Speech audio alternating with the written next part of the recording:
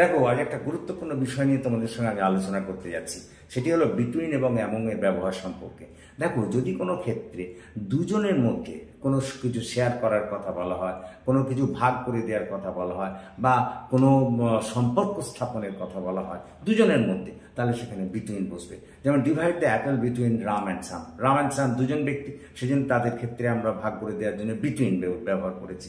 বা there is no difference between you and me. তোমার আমার মধ্যে কোনো সম্পর্ক নেই, এখানেও দুজন জড়িত, ওই জন্য আমরা বিটুইন ব্যবহার করেছি।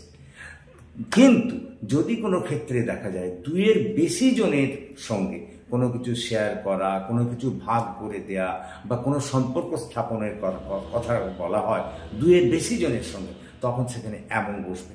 যেমন distribute the prices among the students, এখানে দুইয়ের বেশি ছাত্র জড়িত, ওই জন্য এখানে অ্যামং হয়েছে। বা distribute the clothes among the force, এখানে অনেক বেশি গরিব জড়িত, সেই জন্য এখানে অ্যামং ব্যবহার করা হয়েছে। Thank you for watching and